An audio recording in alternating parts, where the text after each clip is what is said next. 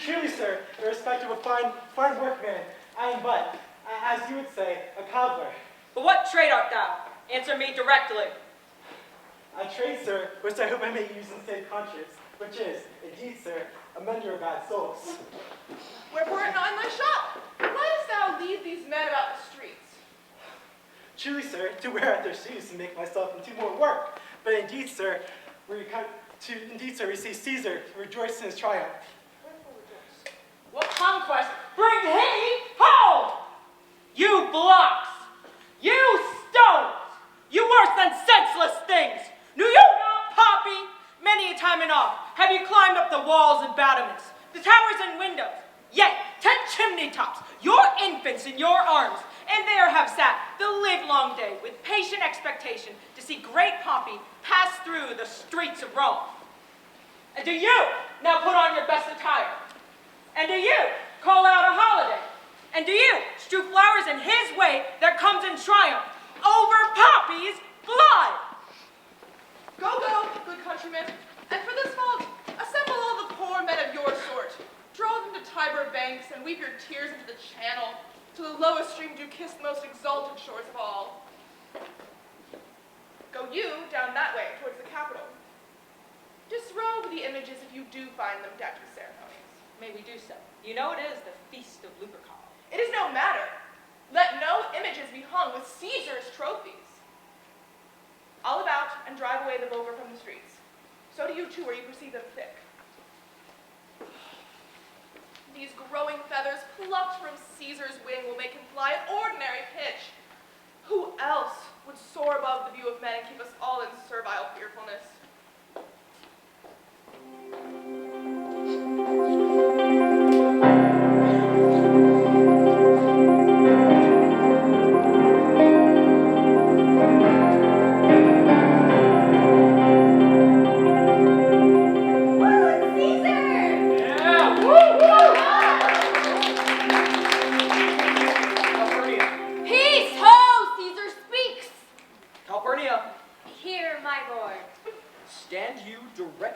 Antonius' way when he doth run his course. Antonius! Caesar, my lord! Forget not in your speed, Antonius, to touch Calpurnia. For our elders say the barren touched in this holy chase shake off their sterile curse. I shall remember when Caesar says, do this, it is performed. Set on and leave no ceremony out. Woo! Yeah! Who calls? Bid every noise be still, peace yet again. Who is it in the press that calls on me? I hear a tongue, shriller than all the music, cry, Caesar! Speak. Beware the Ides of March. What man is that? A soothsayer. Bid you beware the Ides of March. Set him before me, let me see his face. Fellow, come from the throng, look upon Caesar. What sayest thou to me now? Speak once again. Beware the Ides of March. He is a dreamer. Let us leave him. Pass.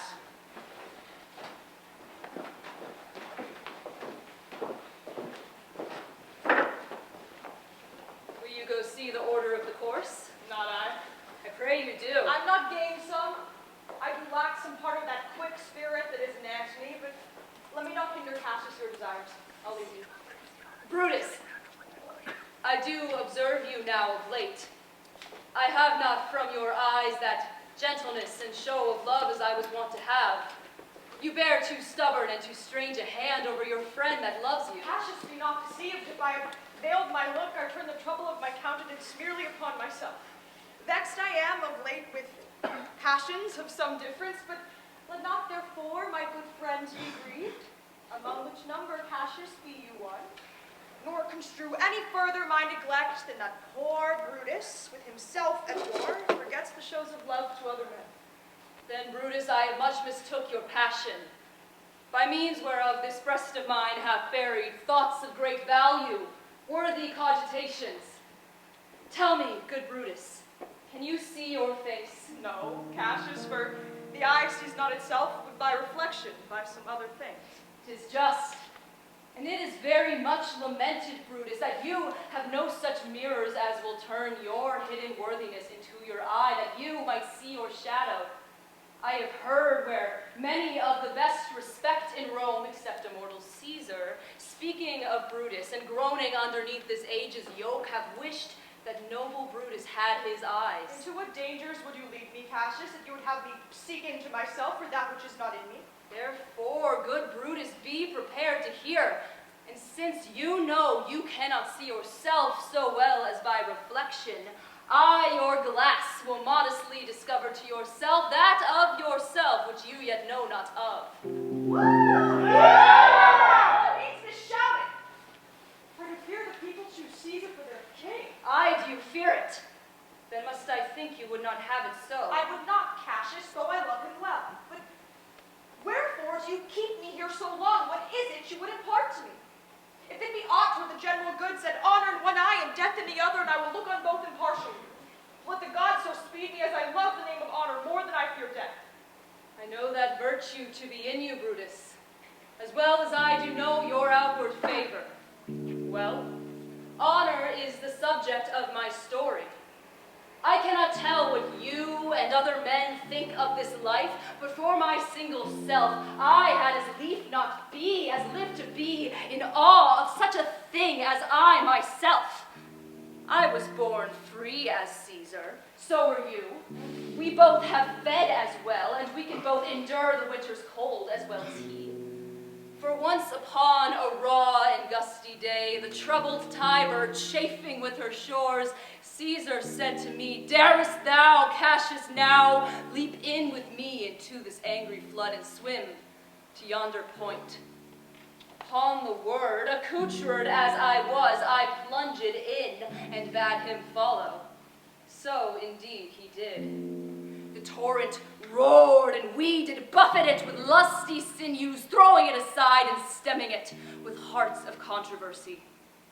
But ere we could arrive the point proposed, Caesar cried, help me, Cassius, or I sink. I, as Aeneas, our great ancestor, did from the flames of Troy upon his shoulder the old Anchises bear, so from the waves of Tiber did I, the tired Caesar. And this man is now become a god, and Cassius is a wretched creature and must bend his body if Caesar carelessly but gnawed on him. He had a fever when he was in Spain, and when the fit was on him, I did mark how he did shake. 'Tis true, this god did shake. His coward lips did from their color fly. Aye, and that same eye whose bend doth all the world did lose his luster. I did hear him groan. Aye, and that tongue of his that bade the Romans mark him and write his speeches in their books. Alas, it cried, give me some drink, Titinius. As a sick girl, ye gods, it doth amaze me. Another general shout. I do believe that these applauses are for some new honors heaped on Caesar. Why, man, he doth bestride the narrow world like a colossus, and we petty men must walk under his huge legs and peep about to find ourselves dishonorable graves. Men at some time are masters of their fates. The fault, dear Brutus, is not in our stars, but in ourselves that we are underlings. Brutus and Caesar. What should be in that Caesar? Why should that name be sounded more than yours? Write them together. Yours is as fair a name. Sound them. It doth become the mouth as well. Weigh them. It is as heavy. Conjure with them. Brutus will start a spirit as soon as Caesar. Now, in the names of all the gods at once, upon what meat doth this our Caesar feed, that he is grown so great? Age, thou art shamed.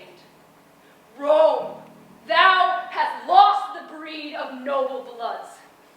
When went there by an age since the great flood, but it was famed with more than with one man? When could they say, till now that talked of Rome, that her wide walls encompassed but one man? Now is it Rome indeed, and room enough, when there is in it but one only man. That you do love me, I am nothing jealous. What you would work me to, I have some aim. How I have thought of this and of these times I shall recount hereafter. What you have said, I will with patience hear and find time both meet to hear and answer such high things. Till then, my noble friend, chew upon this. Brutus hidden. Rather be a villager than to repute himself a son of Rome under these hard conditions as these times are like to lay upon us. I am glad that weak words have struck but thus much show of fire from Brutus. The games are done and Caesar is returning. As they pass by, pluck Casca by the sleeve, and he will, after his sour fashion, tell you what hath proceeded worthy note today. Antonius, Caesar. let me have men about me that are fat. Yond Cassius has a lean and hungry look. He thinks too much. Such men are dangerous. Fear him not, he is not dangerous. He's a noble Roman and well given. Would he were fatter. I fear him not, yet if my name were liable to fear, I do not know the man I should avoid so soon as that spare Cassius. He reads much. He's a great observer. He looks quite through the deeds of men. He loves no plays, as thou dost, Antony. He hears no music. Such men as he be never at heart's ease whilst they behold a greater than themselves, and therefore are they very dangerous. I rather tell thee what is to be feared than what I fear, for always I am Caesar. Come on my right hand, for this ear is deaf, and tell me truly what thou thinkst of it. Casca, You pulled me by the cloak. Would you speak with me? I, Casca, tell us what hath chanced today that Caesar looks so sad. I can as well be hanged as tell the manner of it. It was mere foolery. I did not mark it. I saw Mark Antony offer him a crown, yet 'twas not a crown, neither 'twas one of these coronets, and as I told you, he put it by once. But for all that, to my thinking, he would fain have had it. Then he offered it to him again, and then he put it by again, but to my thinking, he was very loath to lay his fingers off it. Then he offered it to him the third time. He put it the third time by, and still, as he refused it, the rabblement hooted and clapped their chapped hands, and threw up their sweaty nightcaps and uttered such a deal of stinking breath because Caesar refused the crown, that it had almost choked Caesar, for he swooned and fell down at it. And for mine own part, I durst not laugh, for fear of opening my lips and receiving the bad air. But soft, I pray you, what did Caesar swoon? Fell down, foamed at mouth, and was speechless. 'Tis very like he hath falling sickness. No, Caesar hath it not, but you and I. And honest Casca, we have the falling sickness. I know not what you mean by that, but I am sure Caesar fell down. What said he when he came unto himself? He said if he had done or said anything amiss, he desired their worships to think it was his infirmity. 3 or 4 wenches where I stood cried, alas, good soul, and forgave him with all their hearts. But there's no heed to be taken of them. If Caesar had stabbed their mothers, they would have done no less. And after that he came thus sad away. I, Did Cicero say anything? I spoke Greek. To what effect? Nay, and I tell you that I'll near look you on the face again. For those that understood him smiled at one another and shook their heads. But for mine own part, it was Greek to me. I could tell you more news too. Morellus and Flavius, for pulling scarfs off Caesar's images, are put to silence. Fare ye well. There is more foolery yet, if I could remember it. Will you dine with me tomorrow? Aye, if I be alive, and your mind formed, and your dinner worth the eating. Good. I will expect you. Do so. Farewell, both. What a blunt fellow is this grown to be. He was quick-mettled when he went to school. So is he now in execution of any bold or noble enterprise. However he puts on this tardy form. For this time I will leave you. Tomorrow, if you please to speak with me, I will come home to you. Or if you will, come home to me and I'll wait for you. I will do so. Till then, think of the world.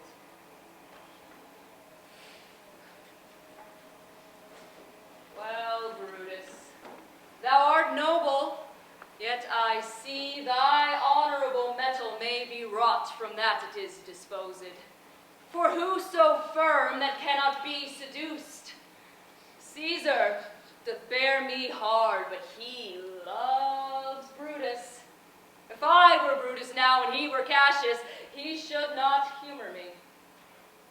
I will this night, in several hands, in at his windows throw, as if they came from several citizens, writings all tending to the great opinion that Rome holds of his name, wherein obscurely Caesar's ambition shall be glanced at. And after this, let Caesar seat him sure, for we will shake him, or worse days endure.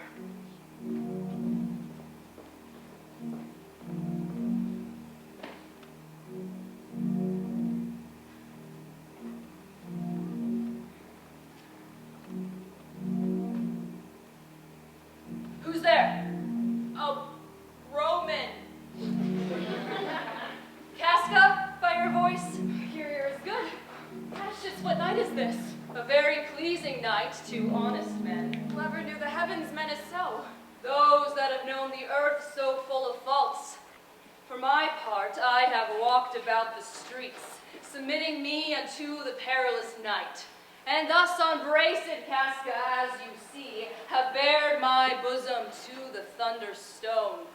And when the cross-blue lightning seemed to open the breast of heaven, I did present myself, even in the aim and very flash of it. But wherefore did you so much tempt the heavens? You are dull, Casca, and those sparks of life that should be in a Roman you do want, or else you use not.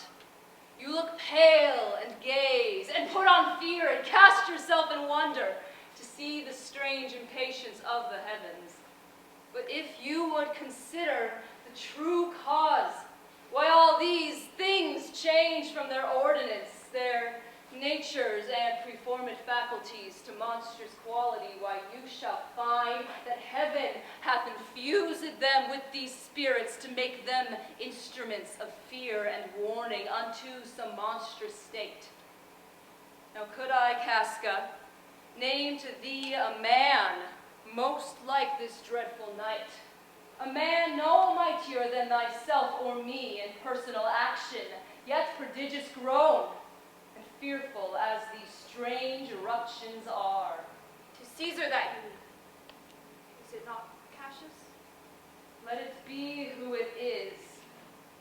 For Romans now have thews and limbs like to their ancestors, but woe the while, our fathers' minds are dead, and we are governed with our mother's spirits. Indeed.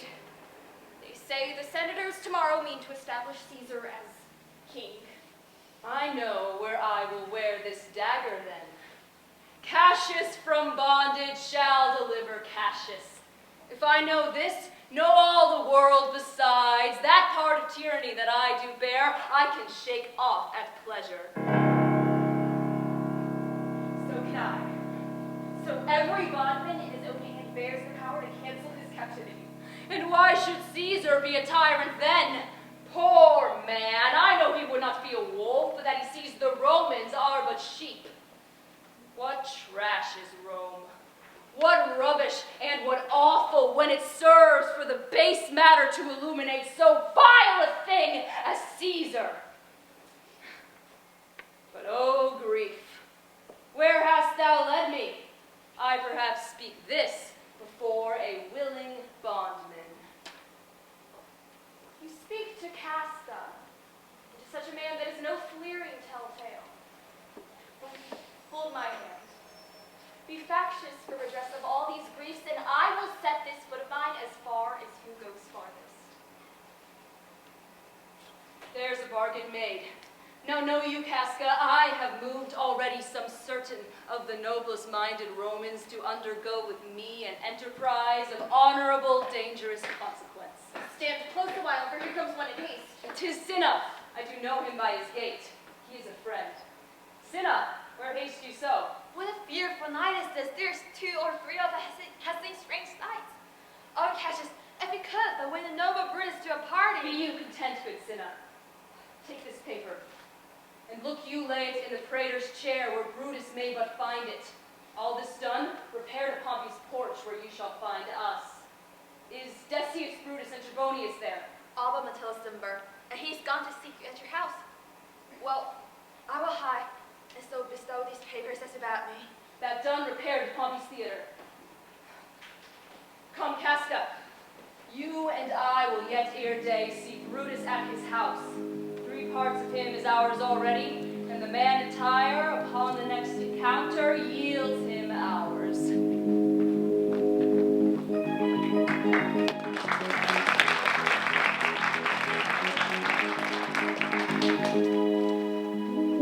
Lucius! Lucius, I say! I would it were my fault to sleep so soundly. When, Lucius, when? Awake, I say! What, Lucius? Called you, my lord? Get me a taper in my study, Lucius, and when it is lighted, come and call me here. I will, my lord.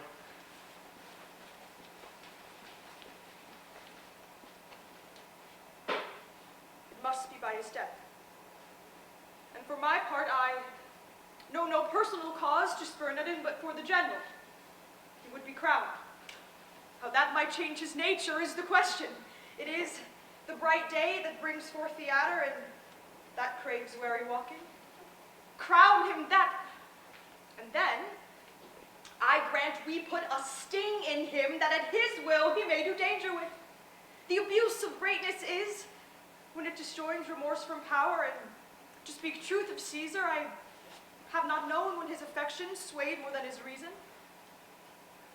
But 'tis a common proof that lowliness is young ambition's ladder, whereto the climber upward turns his face. But when he once attains the utmost round, he then unto the ladder turns his back, looks in the clouds, scorning the base degrees by which he did ascend. So Caesar made. And therefore, think him as a serpent's egg, which hatched, would as his kind grow mischievous, and kill him in the shell. The taper burneth in your closet, sir. Searching the window for a flint, I found this paper thus sealed up, and I am sure it did not lie there when I went to bed. Get you to bed again, it is not day. Is not tomorrow, boy, the Ides of March? I know not, sir. Look in the calendar and bring me word. I will, sir.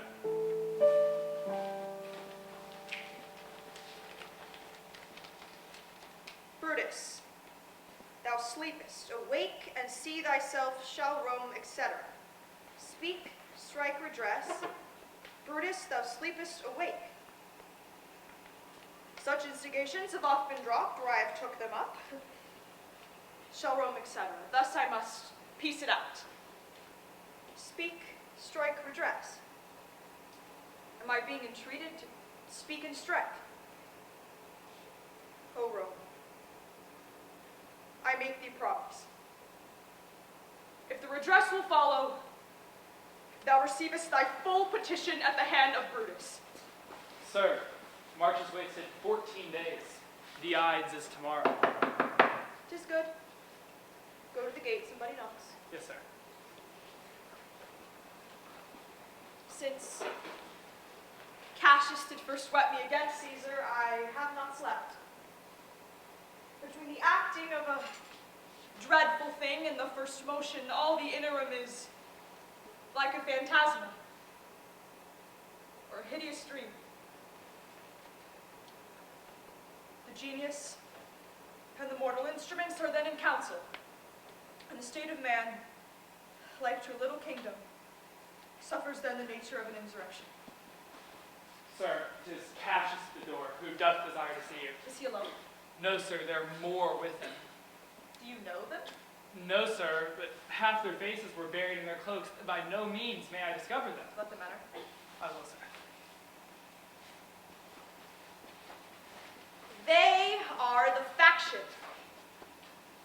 O conspiracy, shamest thou to show thy dangerous brow by night when evils are most free? Oh, then by day? Well would thou find a cavern dark enough to mask thy monstrous visage. Seek none conspiracy. Hide it in smiles and affability.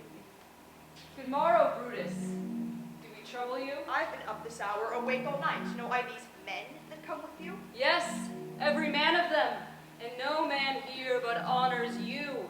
And every one doth wish you had but that opinion of yourself that every noble Roman bears of you. This is Trebonius. He is welcome hither. This Decius Brutus. He is welcome too. This Casca. This Cinna. And this Metellus Cimber. They are all welcome. Give me your heads all over, one by one. And let us swear our resolution. No, not an oath. To think that our cause or our performance to need an oath. If thieves be motives weak, break off the times, and each man hence to his idle bed. So, let high-sided tyranny range on, till each man drop by the lottery. But, if these, as I am sure they do, bear fire enough to kindle cowards and to steal with valor the melting spirits of women, why then, countrymen, what spur need we but our own cause to prick us to redress?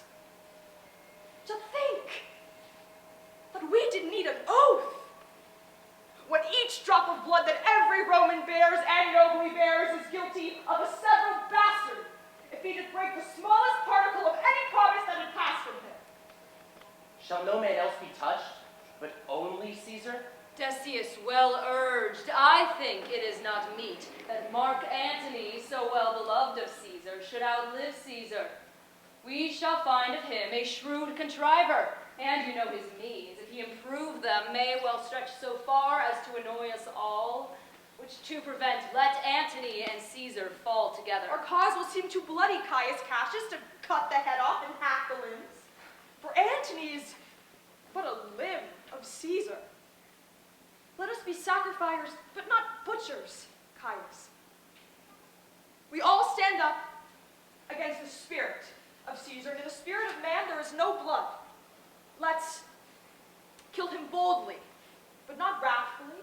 Let's carve him as a dish fit for the gods, not hew him as a carcass fit for hounds. This shall make our purpose appear necessary and not envious, which, to the common eye, we shall be called purgers, not murderers. And as for Mark Antony, think not of him, for he can do no more than Caesar's arm when Caesar's head is off. Yet I fear him, for in the engrafted love he bears to Caesar. Alas, for Cassius, do not think of him. If he loved Caesar, all he can do is to himself take thought and die for Caesar, and that were much he should, for he is given to sport, to wildness, and much. There is no fear in him. Let him not die, for he will live and laugh at this hereafter. The clock is striking 3. 'Tis time to part. But it is doubtful yet whether Caesar will come forth today or no, for he is superstitious grown of late. The unaccustomed terror of this night and the persuasion of his augurers may hold him from the Capitol today. Never fear that. If he be so resolved, I can o'ersway him. Let me work, for I can give his humor the true bent, and I will bring him to the Capitol. Nay, we will all of us be there to fetch him. By the 8th hour. Is that the uttermost? Be that uttermost. Fail not then. Caius Ligarius doth bear Caesar hard, who rated him for speaking well of Pompey. I wonder none of you have thought of him. Now, good Metellus, go along by him. He loves me well, and I have given him reasons. Send him but hither, and I will fashion. Morning comes upon us. We'll leave you, Brutus. And friends, disperse yourselves, but all remember what you have said, and show yourselves true Romans. Good gentlemen, look fresh and merrily. Let not our looks put on our purposes. Good morrow, everyone.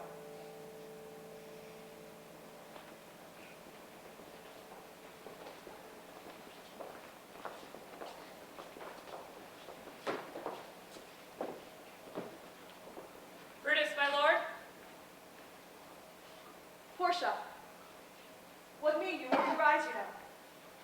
You've ungently, Brutus, stole from my bed, and yesternight, at supper, you suddenly arose and walked about, musing and sighing with your arms across, and when I asked you what the matter was, you stared upon me with ungentle looks.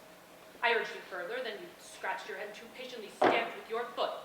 Yet I insisted, yet you answered not, but with an angry wafture of your hand gave sign for me to leave you. So I did, fearing to strengthen that impatience which seemed too much enkindled, and withal hoping it was but an effect of some humor which sometime hath this hour with every man. It will not let you eat, nor talk, nor sleep. And could it work so much upon your shape as it hath much prevailed on your condition, that I should not know you, Brutus?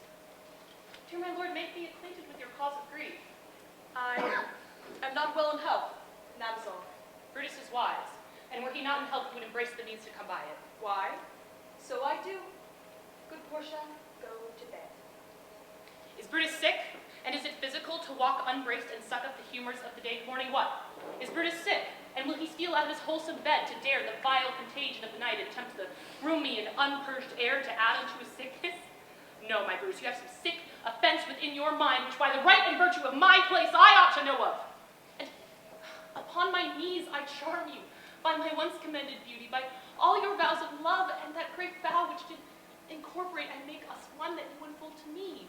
Yourself, your half, why you are heavy. And what men tonight have had to resort to you, for here have been some 6 or 7 who did hide their faces even from darkness. Kneel not, gentle Portia. I would not need if you were gentle, Brutus. Within the bonds of marriage, tell me, Brutus, is it expected I should know no secrets that appertain to you? Am I yourself, but as it were, in sort of fashion, to keep with you at meals, comfort you in bed, and talk to you sometimes? Do I lie but in the suburbs of your good pleasure? If it be no more, Portia is Brutus's harlot, not his wife. You are my true and honorable wife, as dear to me as are the ruddy drops that visit my sad heart. If this were true, then I should know the secret. I grant I am a woman, but withal, a woman that Lord Brutus took to wife. I grant I am a woman, but withal, a woman well reputed, Cato's daughter. Think you I am no stronger than my sex, being so fathered and so husbanded? Tell me your counsels, I will not disclose them. I have made strong proof of my constancy, giving myself a voluntary wound. Here, in my thigh, can I bear that with patience and not my husband's secrets? O ye gods, render me worthy of this noble wife. Good Portia, go in a while, and by thy bosom shall partake the secrets of my heart. All my engagements I will construe to thee, all the charactery of my sad brows. Leave me with haste.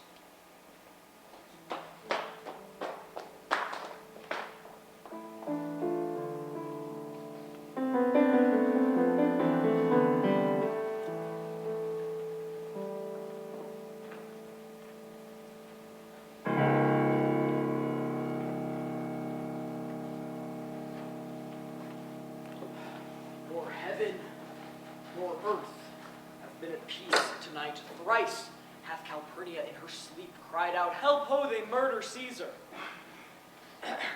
Who's within? My lord, Go, bid the priests do present sacrifice, and bring me their opinions of success. I will, my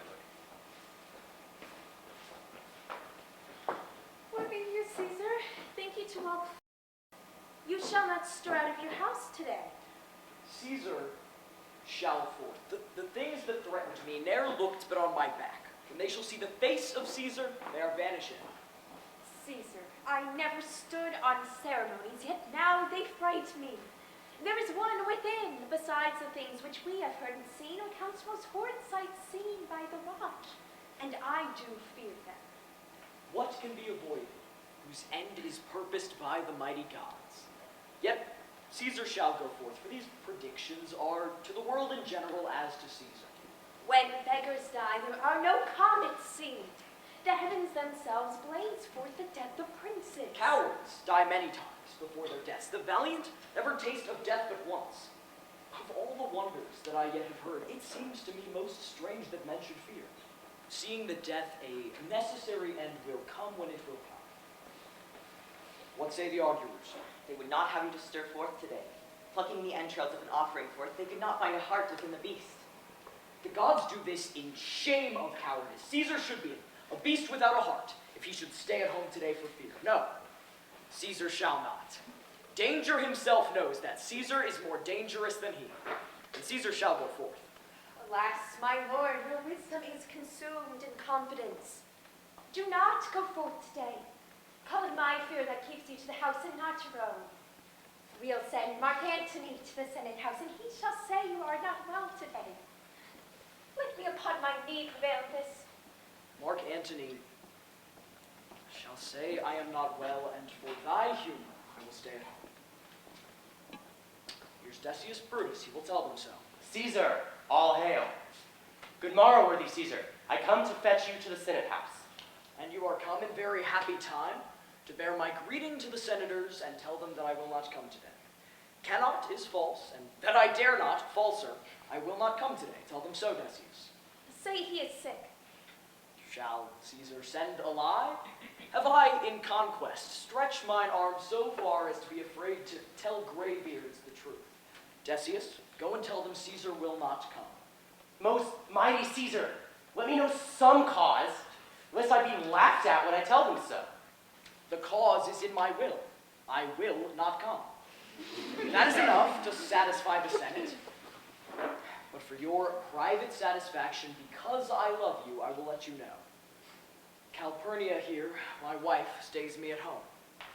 She dreamt tonight she saw my statue lie, which, like a fountain, with 100 spouts did run pure blood, and many lusty Romans came smiling and did bathe their hands in it. And these does she apply for warnings, and portents, and evils imminent, and on her knee hath begged that I will stay at home today. This dream is all misinterpreted. It was a vision fair and fortunate. Your statue spouting blood in many pipes, in which so many smiling Romans bathed, signifies that from you great Rome shall suck reviving blood, and that great men shall press for tinctures, stains, relics, and cognizance. This, by Calpurnia's dream, is signified. And this way have you well expounded it. I have, when you have heard what I can say. And know it now.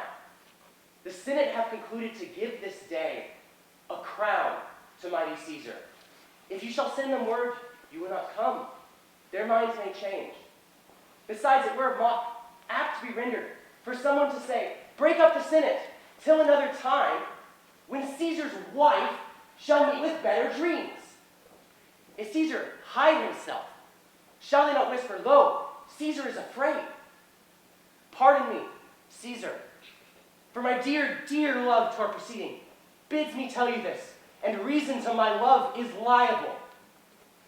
How foolish do your fears seem now, Calpurnia. I am ashamed I did yield to them. Take you my robe, for I will go.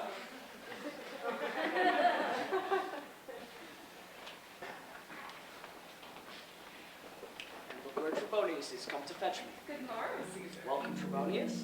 What, Brutus, are you stirred so early too? Good morrow, Casca. Caesar was ne'er so much your enemy as that same ague which hath made you lean.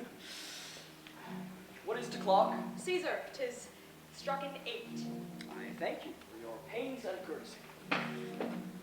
Look, Mark Antony that revels long a night is notwithstanding up. Good morrow, Antony. So is a most noble Caesar. Now, sin on. Now, Metellus. What, Trebonius? I have an hour's talk in store for you today. Remember that you call on me. Be near me that I may remember you. Caesar, I will. And so near will I be that his best friend shall wish I had been further. Good friends, go in and taste some wine with me. And we, like friends, will straightway go together.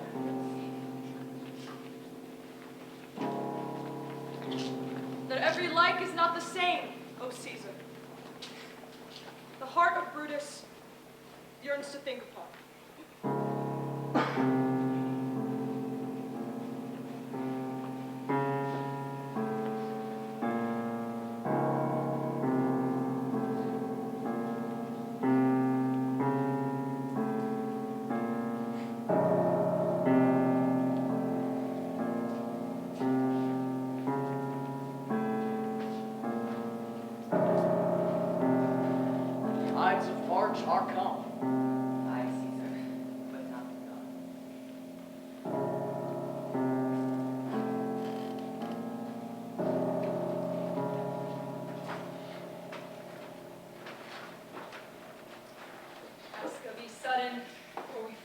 mention.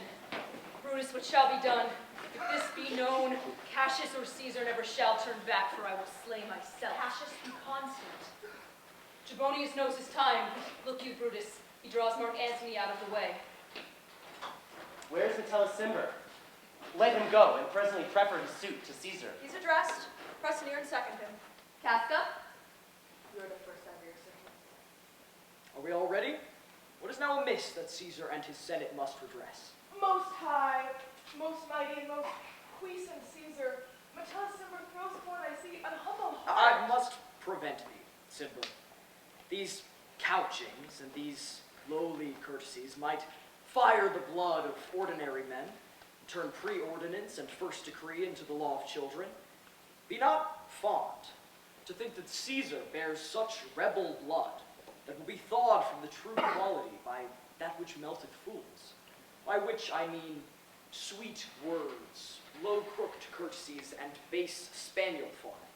Thy brother by decree is banished, and if thou dost bend and pray and fawn for him, I spurn thee like a cur out of my way. No, Caesar doth not wrong, nor without cause will he be satisfied. Is there no voice more worthy to sound in great Caesar's ear the repealing of my own banished brother? I kiss thy hand, but not in flattery, Caesar, desiring thee that Publius Cimber may have an immediate freedom of repeal. What, Brutus? Pardon, Caesar. Caesar, pardon. As low as to thy foot did Cassius fall, to beg enfranchisement for Publius Cimber. I could be well moved if I were as you. If I could pray to move, prayers would move me, but I am constant as the northern star, of whose true fixed and resting quality there is no fellow in the firmament. The skies are painted with unnumbered sparks. They are all fire, and every one doth shine. There is but one in all doth hold his place. So in the world, 'tis furnished well with men. Men are flesh and blood and apprehensive. Yet in the number I do know but one, that unassailable holds on his rank, unshaked of motion, and that I am he. Let me a little show it even in this, that I was constant Cimber should be banished, and constant to remain to keep him so. Oh, Caesar. Hence wilt thou lift up Olympus. Great Caesar! Doth not Brutus bootless knee? Speak! Hands! For me!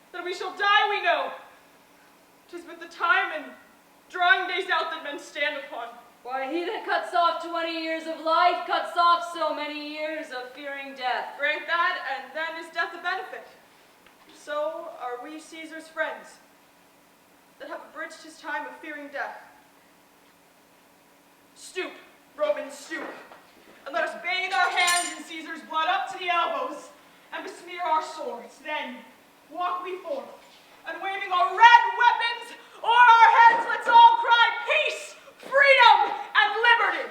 Stoop then, and wash. How many ages hence shall this our lofty scene be acted over, in states unborn and accents yet unknown? How many times shall Caesar bleed in sport, that now on Pompey's basis lies along no worthier than the dust? So oft as that shall be, so often shall the not of us be called the men that gave their country liberty. What, shall we forth? Aye, every man away. Brutus shall lead. and we will grace his heels with the most boldest and best hearts of Rome. Stop, who comes here? Friend of Antony's. Thus Brutus did my master bid me kneel. Thus did Mark Antony bid me fall down. And being prostrate, thus he bade me stay. If Brutus will vouchsafe that Mark Antony may safely come to him, and be resolved how Caesar hath deserved to lie in death, then Mark Antony shall not look Caesar dead so well as Brutus living, and will follow the fortunes and affairs of noble Brutus with all true faith. So says my master. Thy master is a wise and valiant Roman. I never thought him worse. Tell him, so please him come unto this place, he shall be satisfied, and by my honor, depart untouched. I'll fetch him presently. I know we shall have him well to friend. I wish we may, but yet have I a mind that fears him much. My misgivings still fall shrewdly to the purpose. But here comes Antony. Welcome, Mark Antony. Oh, mighty Caesar, dost thou lie so low? Are all thy glories, conquests, triumphs, spoils shrunk to this little measure?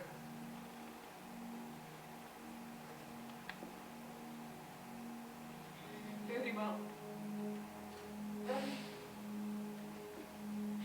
I know not, gentlemen, what you intend. Who else must be let blood? Who else is rank? I do beseech you, if you bear me hard, now, whilst your purple hands do reek and smoke, fulfill your pleasure. Live 1,000 years, I shall not find myself so apt to die. Antony, make not your death of us.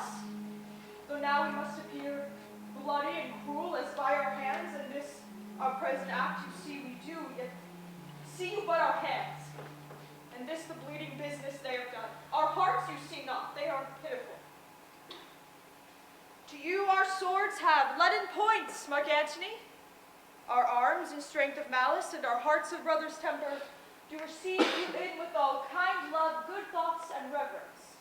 Your voice shall be as strong as any man's in the disposing of new dignities. Only be patient, till we have appeased the multitude, beside themselves with fear, and then we will deliver you the cause why I that did love Caesar when I struck him have thus proceeded. I doubt not your wisdom. Come, let each man render me his bloody hand.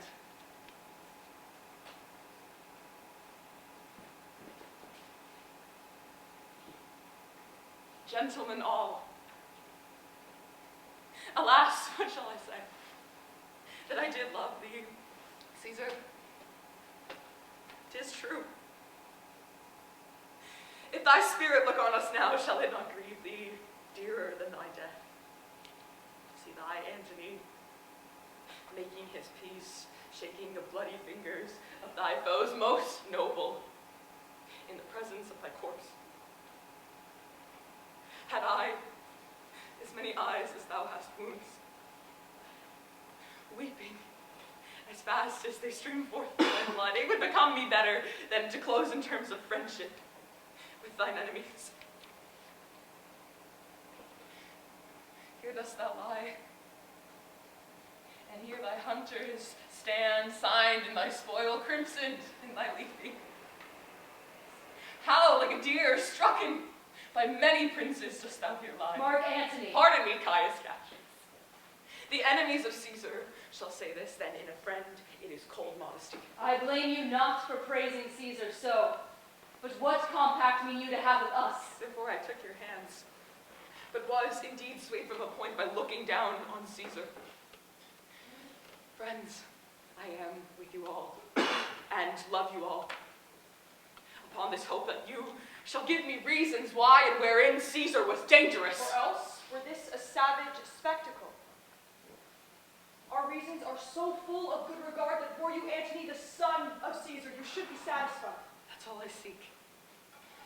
And moreover sooner that I may produce his body to the marketplace, and in the pulpit, as becomes a friend, speak in the order of his funeral. You shall not get. Brutus, a word with you.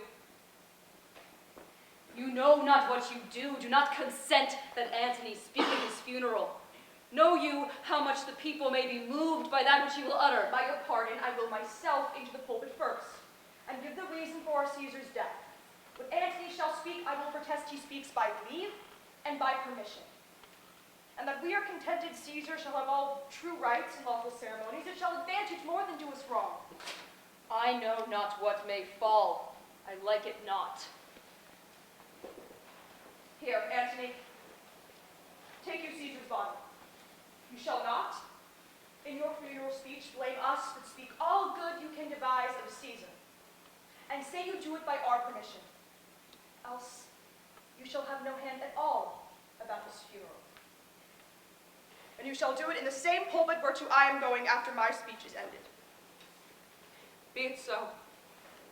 I shall desire no more. Prepare the body then, and follow us.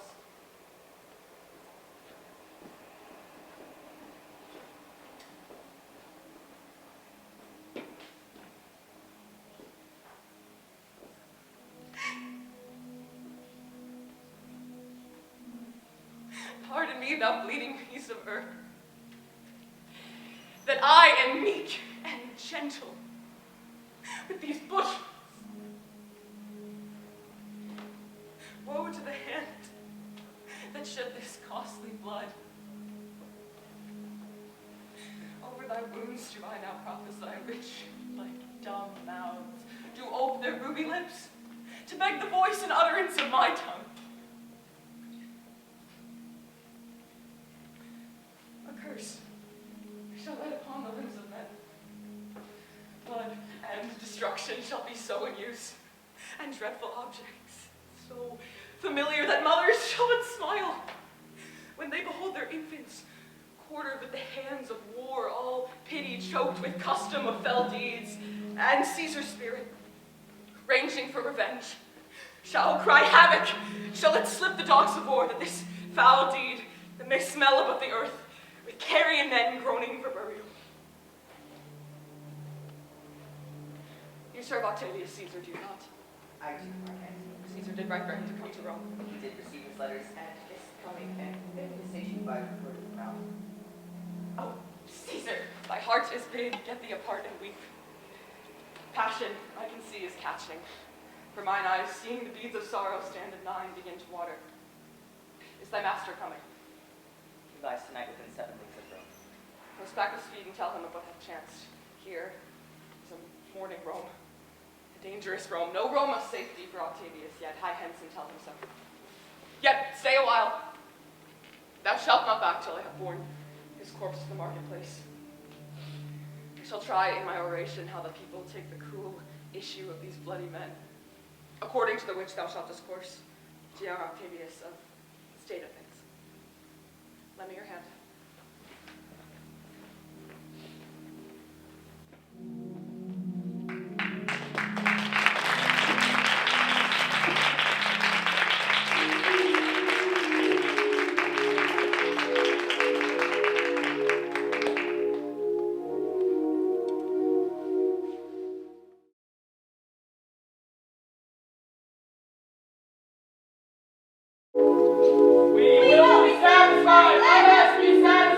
Follow me and give me audience, friends.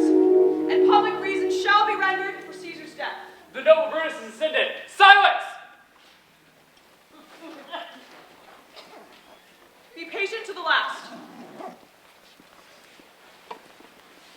Friends, Romans, lovers, hear me for my cause, and be silent that you may hear.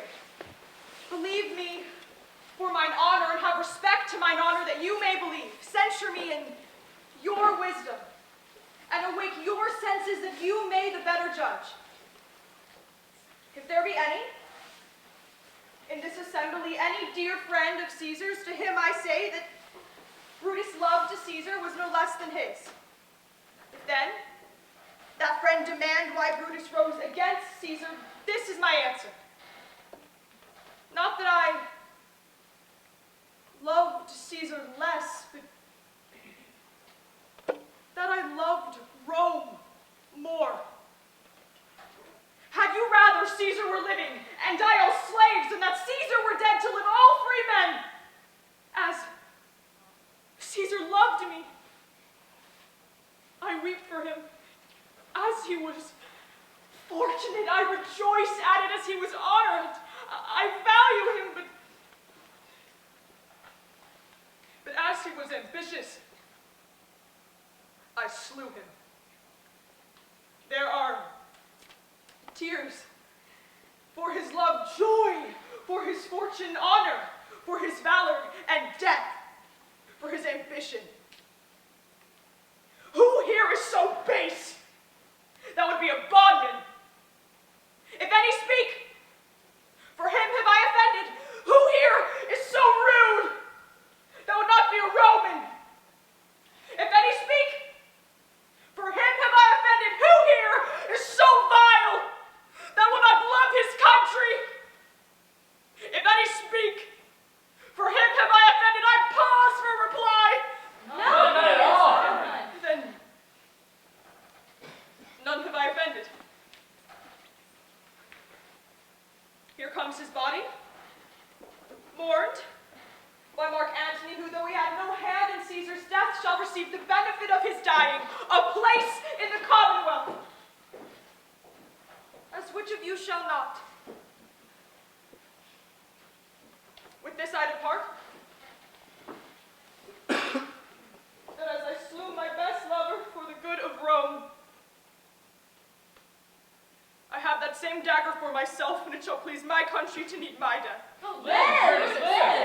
Bring him with triumph home unto his house. Give him a statue with his ancestors. Let him be Caesar. Caesar's fat apart shall be crowned in Brutus. We'll bring him home with shouts and clamors. Countrymen. Peace!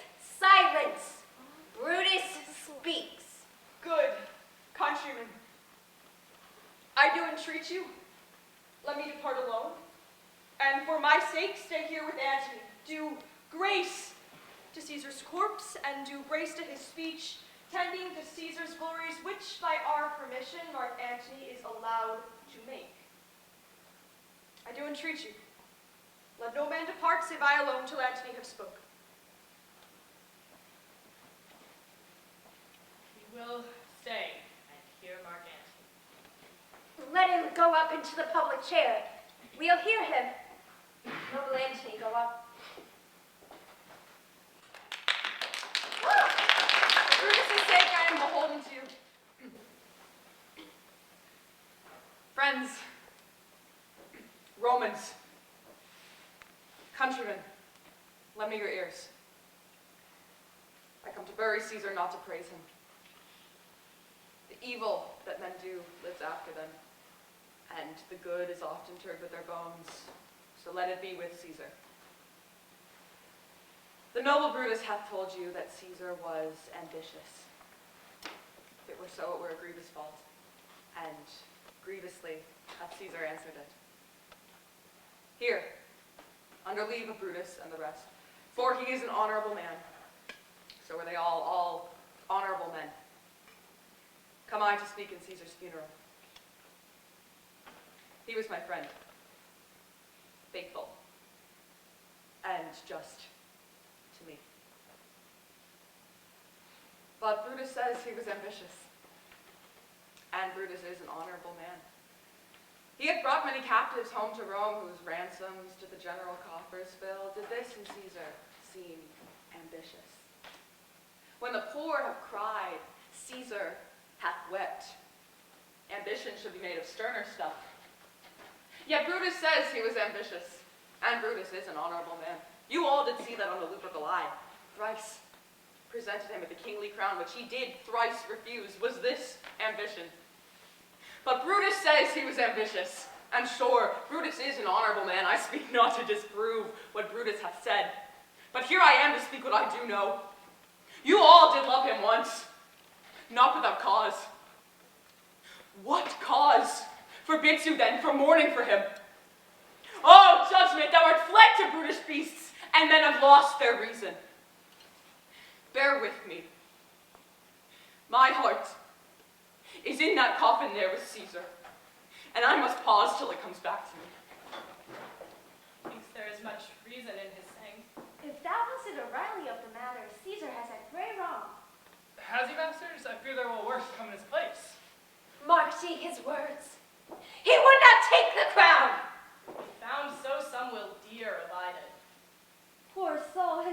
eyes are red as fire from weeping. There's not a nobler man in Rome than Antony. Now mark him. He begins again to speak.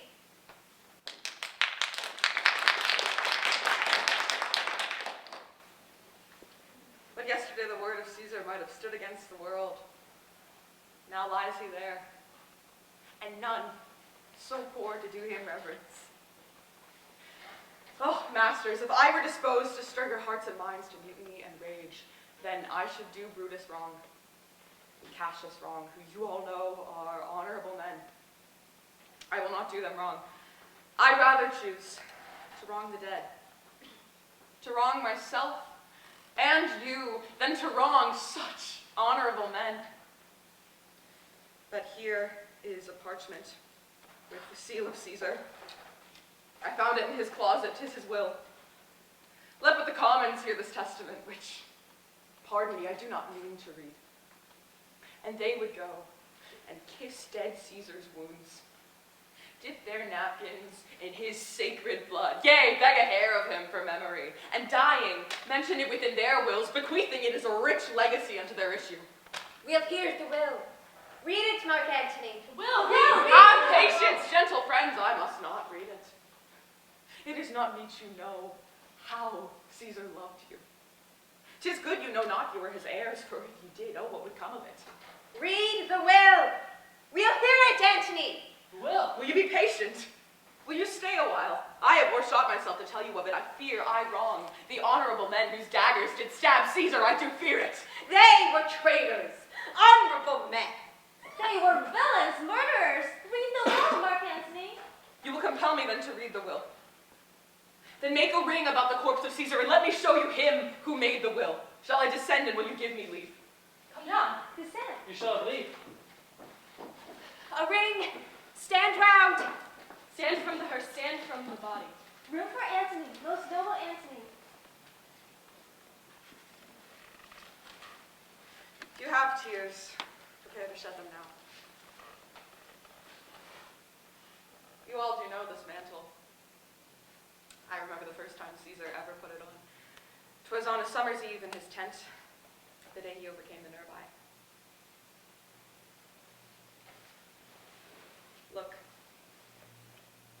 In this place ran Cassius's dagger through. See what a rent the envious Casca made. Through this, the well-beloved Brutus stabbed. And as he plucked his cursed steel away, mark how the blood of Caesar followed it out of doors to be resolved, if Brutus so unkindly knocked her no. For Brutus, as you know, was Caesar's angel. Judge, oh you gods, how dearly Caesar loved him. This was the most unkindest cut of all. For as the noble Caesar saw him stab, ingratitude stronger than traitor's arms quite vanquished him. Then burst his mighty heart, and in his mantle, muffling up his face, even at the base of Pompey's statue, of which all the while ran blood, great Caesar fell.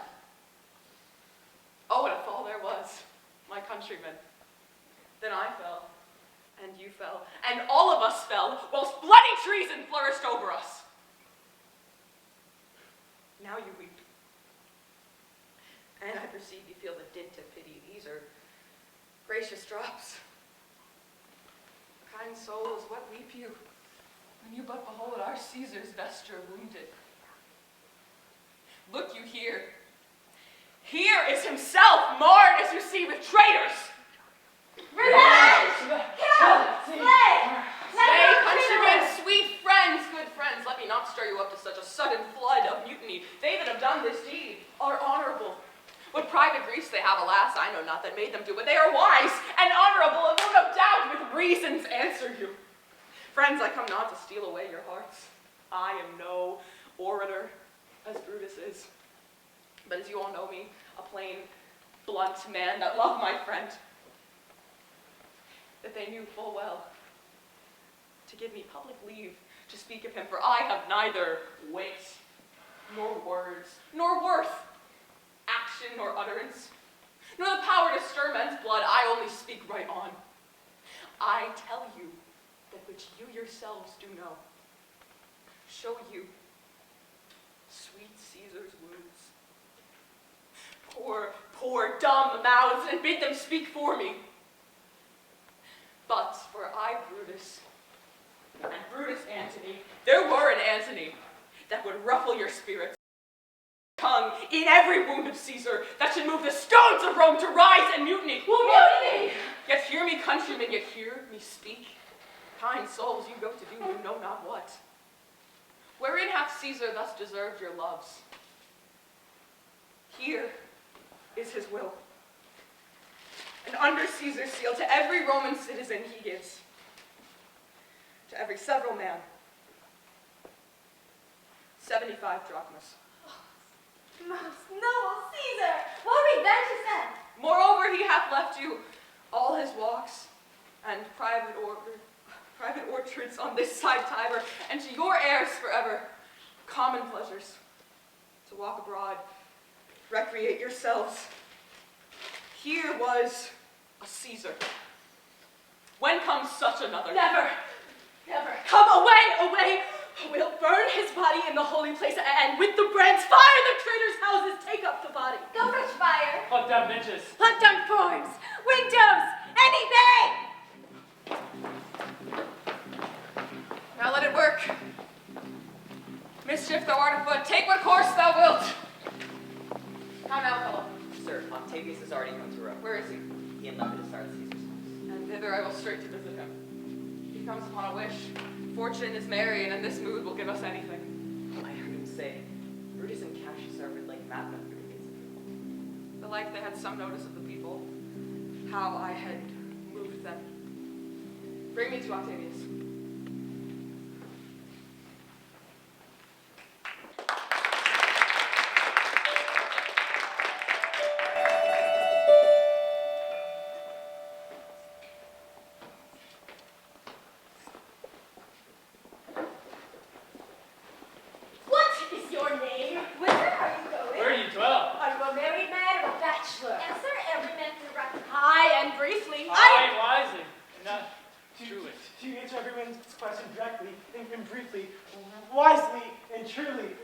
Wisely, I'm a bachelor.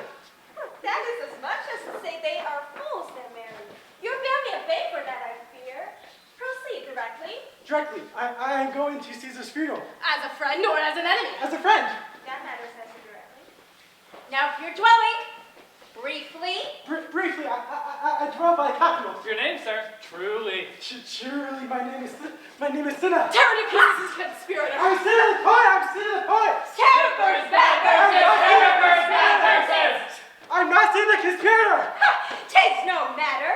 His name's Cinna. Pluck but his name out of his heart and turn him going! Tear him! Comrades, how firebrand! To Brutus, to Cassius, burn all! Some to Casca's house, and some to Decius's, and some to Ligarius's! Away! Go!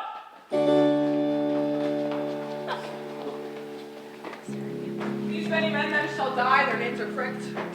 Your brother too must die. Consent you, Lepidus? I do consent. Prick him down, Antony. Upon condition Publius shall not live, who's her sister's son, Mark Antony. He shall not live. Look, for the spot I damn him. But Lepidus, go you to Caesar's house. Fetch the will hither, and we shall discuss how to cut off some charge and legacies. What, shall I find you here? Or here, or at the Capitol. This is a slight, unmeritable man, meet to be sent on errands. Is it fit? The threefold world divided, he should stand one of the three to share it. So you thought him. And took his voice, who should be pricked to die in our black sentence and prescription. Octavius, I have seen more days than you. And though we lay these honors on this man to ease ourselves of divers slanderous loads, he shall but bear them as the ass bears gold. And, having taken our treasure where we will, then take we down his load and turn him off, like to the empty ass, to shake his ears and graze in the commons. You may do your will, but he's a tried and valiant soldier. So is my horse, Octavius. And for that I do appoint him store of provender. It is a creature that I teach to fight, to wind, to stop, to run directly on, its corporal motion governed by my spirit. and in some taste is lepidus but so. He must be taught and trained and bid go forth, and now listen, Octavius, great things. Brutus and Cassius are levying powers, we must straight make head. Therefore let our alliance be combined, best friends made, our means stretched, and let us presently go sit in council, how covert matters may be best disclosed, and greatest perils surest answered. Let us do so, for we are at the stake, and bait about with many enemies. And some that smile have in their hearts, I fear, millions of mischiefs.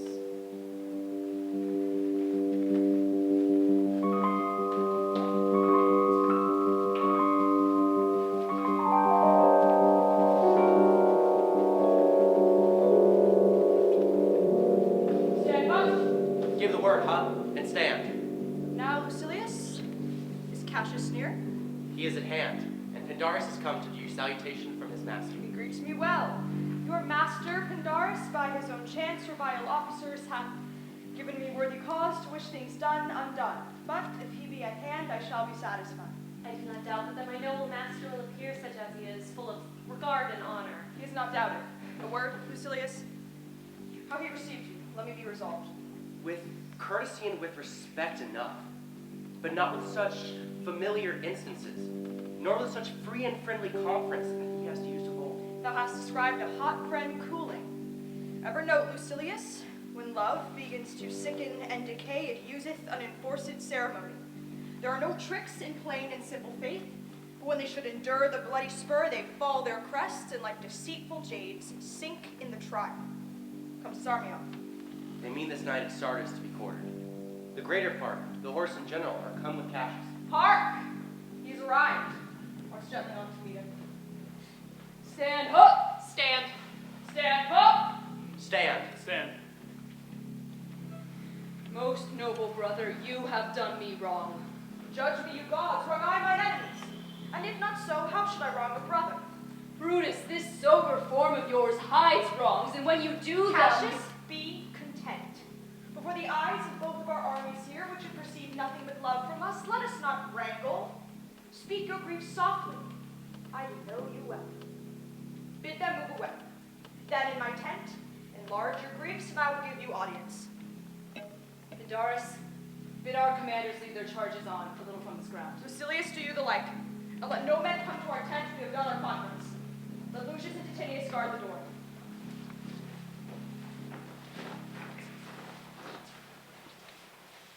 That you have wronged me doth appear in this. You have condemned and noted Lucius Pella for taking bribes here of the Sardians, wherein my letters praying on his side, because I knew the man, were slighted off. You wronged yourself to write in such a case. In such a time as this, it is not meet every nice offense should bear his comment. Let me tell you, Caius Cassius, you yourself are much condemned to have an itching palm, to sell and march your officers for gold to undeservers. I, an itching palm? You know that you are Brutus that speak this, or by the gods this speech were else your last. The name of Caius Cassius honors this corruption, and chastisement doth therefore hide his head. Chastisement? Remember March? The Ides of March, remember? Did not great Julius bleed for justice' sake? What villain touched his body that did stab, and not for justice what?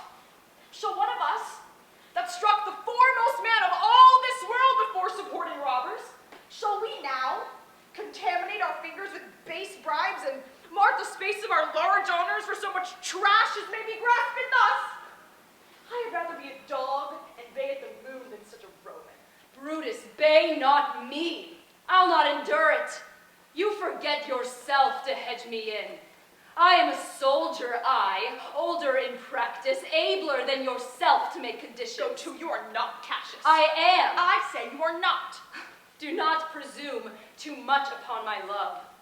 Urge me no more, I shall forget myself. Away, slight man. Is't possible? Hear me, for I will speak. Must I give way and room to your rash choler? Shall I be frightened when a madman stares? Oh, ye gods, must I endure all this? All this I mourn. Fret till your proud heart break. By the gods, you shall digest the venom of your spleen, though it do split you, for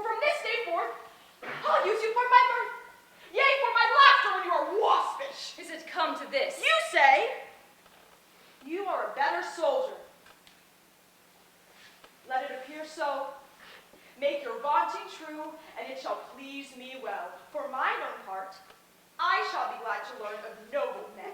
You wrong me. Every way you wrong me, Brutus. I said an elder soldier, not a better. Did I say better? If you did, I care not. When Caesar lived, he durst not thus have moved me. Oh, peace, peace. You durst not so have tempted him. I durst not? No. What? Durst not tempt For him? your life you durst not. Do not presume too much upon my love. I may do that, I shall be sorry for. You have done that you should be sorry for.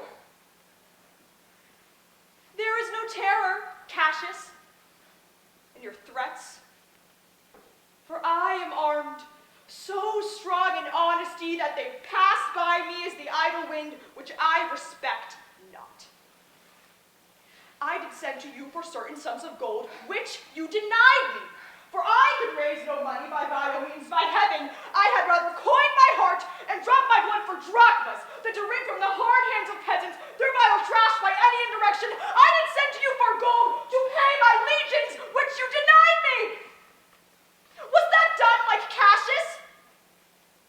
Should I have answered Caius Cassius so? When Marcus Brutus grows so covetous, but he will lock such rascal counters from his friends? Be ready, gods, with all your thunderbolts, dash him to pieces. I deny thee not. You did. I did not.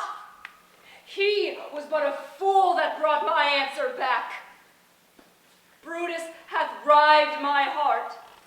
A friend should bear his friend's infirmities, but Brutus makes mine greater than they are. I do not. You practice them on me. You love me not. I do not like your faults. A friendly eye can never see such A faults. flatterers would not. They do appear as huge as high Olympus. Oh, come, Antony, and young Octavius, come. Revenge yourselves alone on Cassius. For Cassius is aweary of the world, hated by one he loves, braved by his brother, checked like a bondman, all his faults observed, set in a notebook, learned and conned by rote to cast into my teeth. Oh, I could weep. My spirit from mine eyes. There is my dagger, and here my naked breast, within a heart dearer than Plutus, mine richer than gold. If that thou beest a Roman, take it forth. I that deny thee gold will give my heart. Strike! As thou didst at Caesar, for I know, when thou didst hate him worse, thou lovest him better than ever thou lovest Cassius. Sheathe your dagger. Be angry when you will, it shall have scope. Do what you will. Dishonor shall be humor. Oh, Cassius, you are yoked with a lamb that carries anger as the flint bears fire, who much enforced shows a hasty spark and straight is cold again. Had Cassius lived to be but mirth and laughter to his Brutus, when grief and blood ill-tempered vexeth him. When I spoke that, I was ill-tempered too. Do you confess so much? Give me your hand. And my heart too. Brutus, What's the matter? have not you love enough to bear with me when that rash humor which my mother gave me makes me forgetful? Yes, Cassius, and from henceforth, when you are over earnest with your Brutus, he'll think your mother chides and leave you so. I did not think you could have been so angry. Cassius, I am sick of many griefs. Of your philosophy you make no use if you give place to accidental evils. No man bears sorrow better. Portia is dead. Portia, She is dead. how scaped I killing when I crossed you so? Oh, insupportable and touching loss, upon what sickness? impatient of my absence and grief, that young Octavius with Mark Antony had made themselves so strong, for with her death that tidings came. She grew distracted, and her attendants absent swallowed fire. And died so? Even so.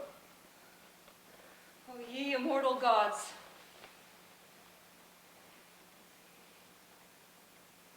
Speak no more of her. Come, get me a bowl of wine. In this I bury all unkindness. Cassius. My heart is thirsty for that noble pledge. Ah. Fill to the wine or swell the cup. I cannot drink too much of Brutus' love. Messala. Welcome. Good Messala now. Gather we close about this taper here and call in question our necessities. Messala, I have received letters that young Octavius with Mark Antony come down upon us with a mighty power, bending their expedition toward Philippi. Myself have letters of the self-same tenor, With what addition? that by prescription and bills of outlawry, Antony, Lepidus, and Octavius have put to death 100 senators. Therein our letters do not well agree. Mine speak of 70 senators that have died for their prescriptions. Cicero being one. Cicero won. Cicero is dead. And by that order of prescription, what do you think of marching to Philippi presently? I do not think it good. Your reason? This it is. 'Tis better that the enemy seek us. So shall he waste his means, weary his soldiers, doing himself offense, whilst we, lying still, are full of rest, defense, and nimbleness. Good reasons must of force give place to better. The people choose Philippi on this ground who stand but in a forced affection, for they have grudged us contribution. The enemy, marching along by them shall make a fuller number up, come on refreshed, new added, and encouraged, from which advantage we shall cut him off, if at Philippi we do face him there, these people at our back. Hear me, good By brother. your pardon, you must note beside, we have tried the utmost of our friends. Our legions are brimful, our cause is ripe, the enemy increaseth every day. We at the height are ready to decline. Then with your will go on. Wheel along ourselves and meet them at Philippi. The deep of night has crept upon our talk, and nature must obey necessity. There's no more to say. No more. Good night. Tomorrow morning will we rise and hence. Lucius! Lie down. Farewell, good Messala. Good night, noble Cassius. Good night and good repose. Oh, my most dear brother, this was an ill beginning of the night. Never come such division between our souls. Let it not, Brutus. Everything is well. Good night, my lord. Good night, good brother. Good night, Lord Brutus. Farewell, everyone.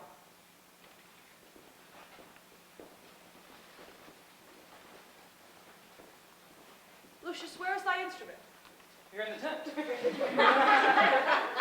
Lucius, thou speakest drowsily. I blame thee not, poor knave, thou art a watch. I pray thee, lie down in my tent and sleep. It may be I will rise thee by and by on business to my brother Cassius. So please you, we will stand and watch your pleasure. I will not have it so, Sirrah. Lie down. Lucius, here is the book I sought for so. I put it in the pocket of my gown. I am sure your lordship did not give it me. Bear with me, good boy. I am much forgetful. Canst thou hold thy heavy eyes up a while and touch thy instrument a strain or two? Aye, my lord, and it please you. Oh, it does, my boy. I trouble thee much, but thou art willing. It is my duty, sir. I should not urge thy duty past thy might. I know young bloods look for a time of rest. But I have slept, my lord, already. It were well done, and thou shalt sleep again. I'll not keep thee long. If I do live, I will be good to thee.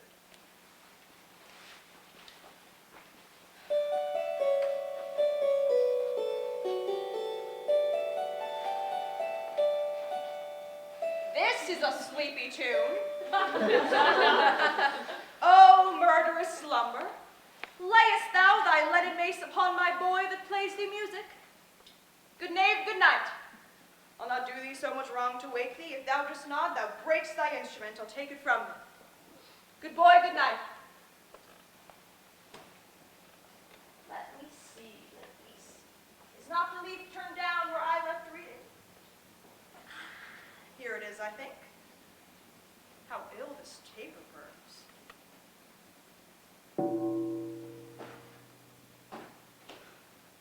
Who comes here? I think it is a weakness of mine eyes that shapes this monstrous apparition. Who comes upon me? Art thou anything? Art thou some god, some angel, or some devil that makes my blood cold and my hair to stare?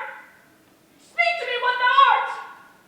Thy evil spirit, Brutus, Why comest thou? to tell thee thou shalt see me again at Philippi. Well, then I shall see thee again. Aye, at Philippi. Why? I will see thee at Philippi then.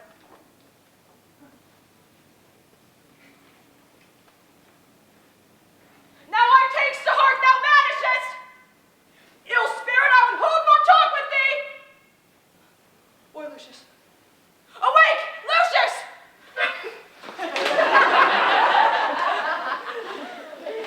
My lord, the strings are false. Oh, he thinks he's still at his instrument. Lucius, awake! My lord, Didst thou dream so that thou so criest out? my lord, I do not know that I did cry. Yes, that thou didst. Didst thou see anything? Nothing, my lord. Commend me to my brother Cassius and bid him set his powers on betimes before and we will follow him. It shall be done, my lord.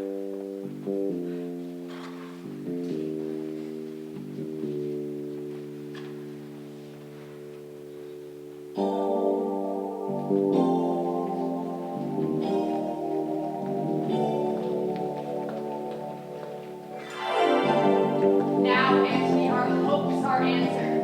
You said the enemy would not come down, but keep the hills and upper regions. It proves not so. Their battles are at hand. They mean to warn us at Philippi here, answering before we do demand it. Had I am in their bosoms, I know wherefore they do it. They can be contented as in other places, coming down with fearful bravery, thinking to fasten in our thoughts that they have courage, but 'tis not so. Prepare your generals. The enemy comes on in gallant show. Their bloody sign of battle is hung out, and something to be done immediately. Octavius, lead your battle softly on. They stand and would have parley. Stand fast, Tinius. We must out and talk. Mark Antony, shall we give sign of battle? No, Caesar, we will answer on their charge. Make forth the generals would have some words. Stir not until the signal. Words before blows. Is it so, gentlemen? Not that we love words better, as you do. Oh, good words are better than bad strokes, Octavius. On your bad strokes, you give good words, Brutus. Witness the hole you made in Caesar's heart, crying, "Long live, hail Caesar!" Antony, the posture of your blows are yet unknown. Before your words, they rob the high plebeians and leave them soundless. For you have stolen their buzzing, Antony, and very wisely thread before you stay. Buzz, buzz. You did not so when your vile daggers hacked one another in the sides of Caesar. You showed your teeth like apes and fawned like hounds and bent like bondmen kissing Caesar's feet. All the while, damned Cass fell like a cur from behind, struck Caesar on the neck. Oh, you flatterers. Flatterers! Now, Brutus, thank yourself.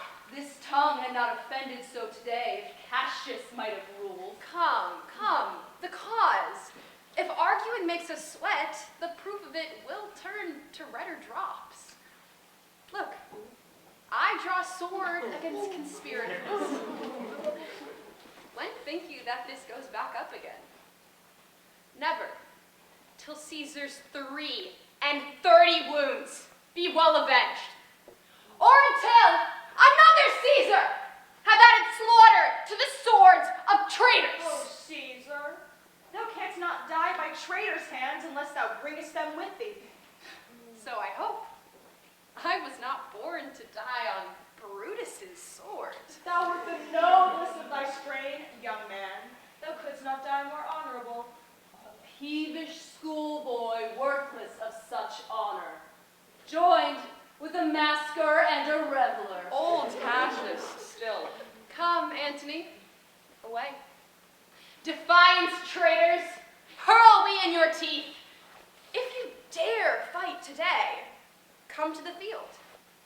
If not, when you have stomachs.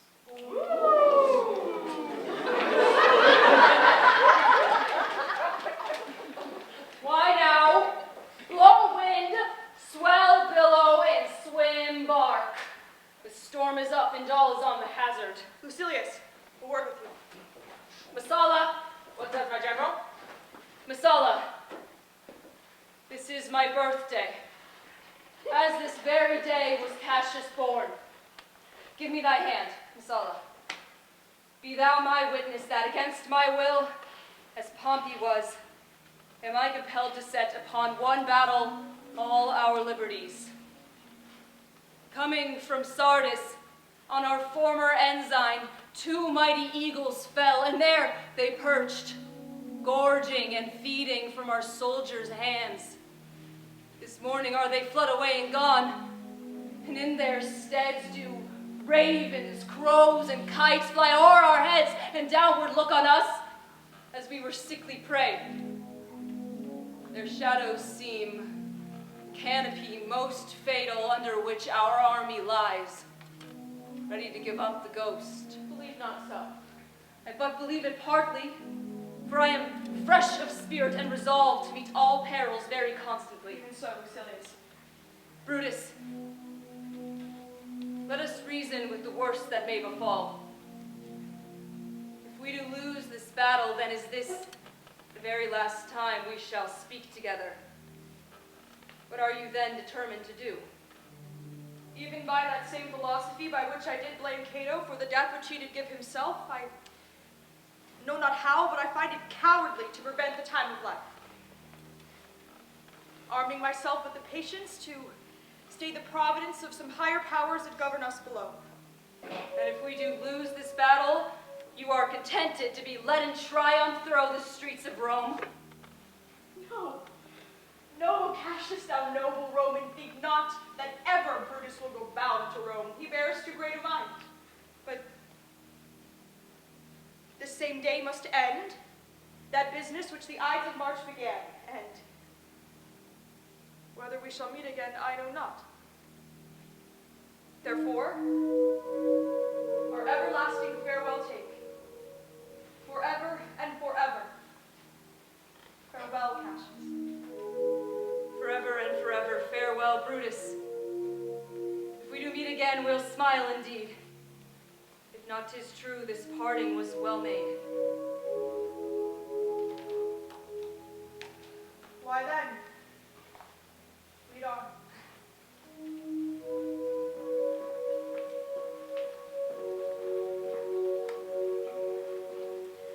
Oh, that a man might know the end of this day's business ere it come. But it sufficeth that the day will end, and then the end is known. Come, away.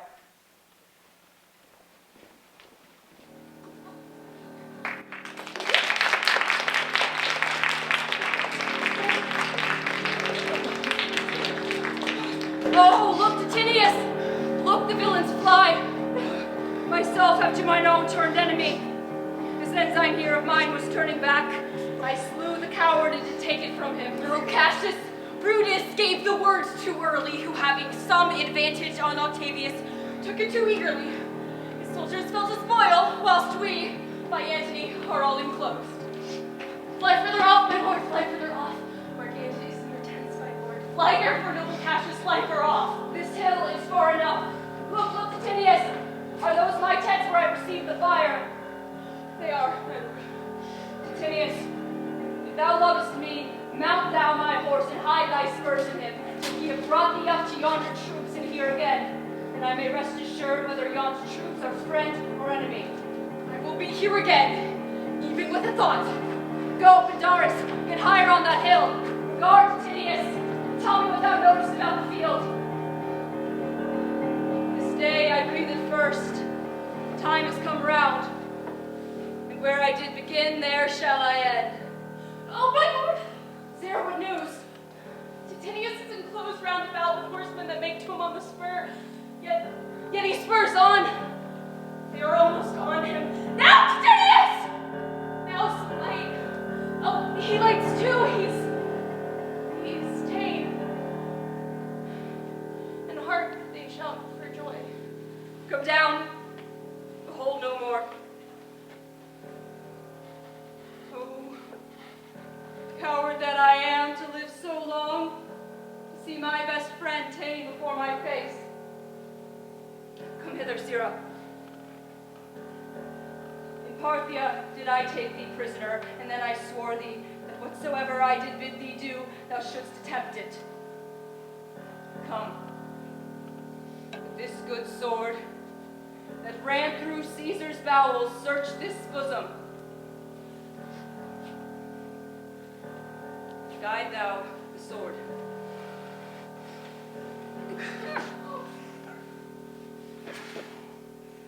Caesar! Thou art revenged, even with the sword that killed thee.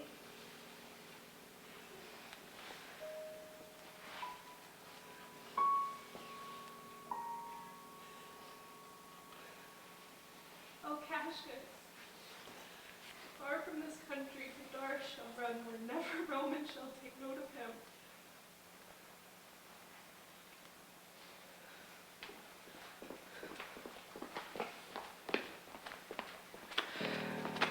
It is but change, Titinius. For Octavius is overthrown by noble Brutus, as Cassius' legions are by Antony. These tidings will well comfort Cassius. Where did you leave him? All disconsolate, with Pindarus' bondman on this hill. Is that not he that lies upon the ground?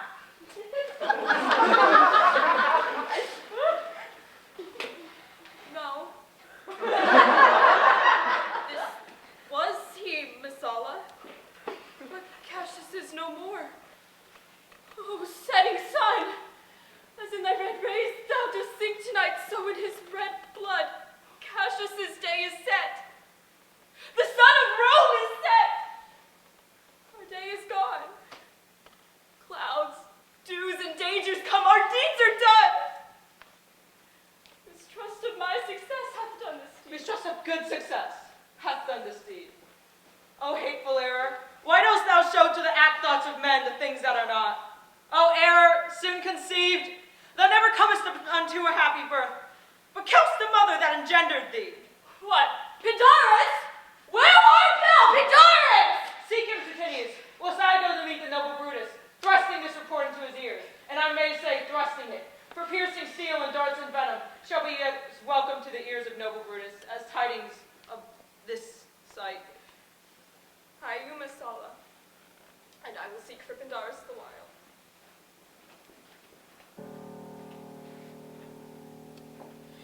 Why didst thou send me forth, brave Cassius? Did I not meet thy friends? And did they not put on my brows this wreath of victory and bid me give it thee? Didst thou not hear their shout? Alas, thou hast misconstrued everything. But hold thee. Take this garland on thy brows. Thy Brutus, bid me give it thee. I will do his bidding. Brutus! Come apace, and see how I regard your kindness, Cassius! By your leave, gods, this is a Roman's part. Come, Cassius' sword, and find Titinius' heart.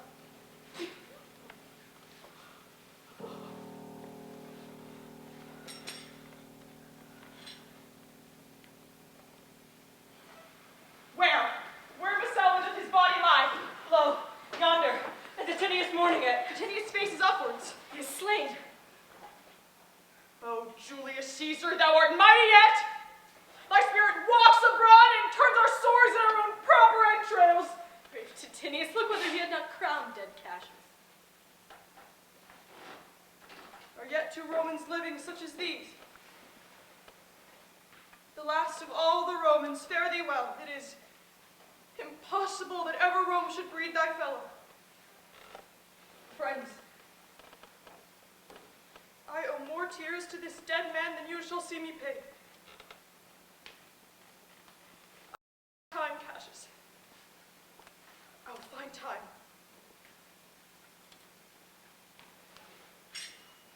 Therefore did they so send his body, lest it discomfort us? Come, Lucilius, and young Cato, come.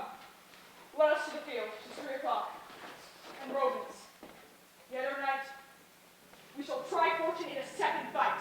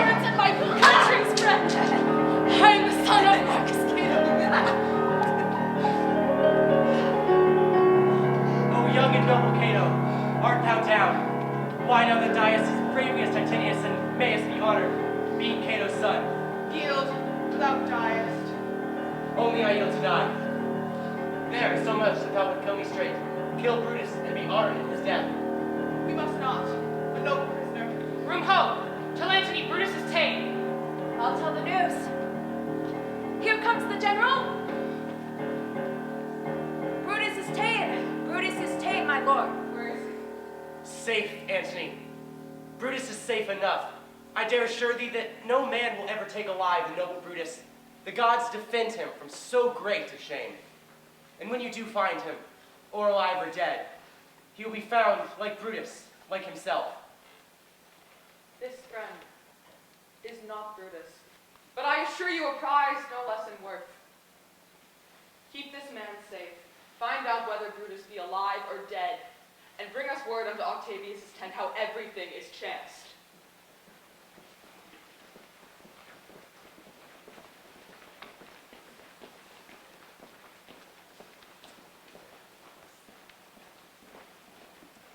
Come, poor remains of friends, rest on this rock. Messala showed the torchlight, my lord, but he came not back. He is or ta'en or slain. Enough, Lucius. Slaying is the word, it is a deed in fashion. Hark thee, Lucius. What? I, my lord, no, not for all the world. Peace then, no words. I'd rather kill myself. It is more worthy to leap in ourselves than tarry till they push us. Good Lucius. Hold thou my sword who once I run on it. Wilt thou, Lucius? That is not an office for a friend, my lord. Fly, fly. There is no tarrying here. Farewell to you and you, Lucius. Strato, thou hast all this while been asleep. Farewell to you too. Friends, I shall have glory by this losing day more than Octavius and Mark Antony by this vile conquest shall attain unto. Night hangs upon mine eyes, and my bones would rest, that have but labored to attain this hour. Fly, my lord, fly. Hence, and I'll follow. Strato, I prithee, Strato, stay thou by thy lord.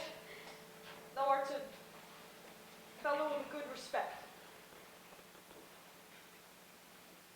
Strato, hold thou my sword hilt, and turn away thy face while I run on. Strato, please. Give me your hand first.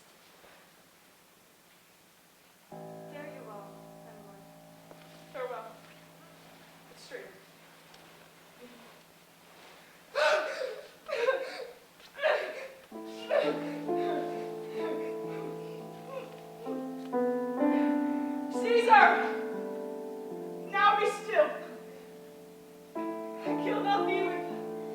have so good a will.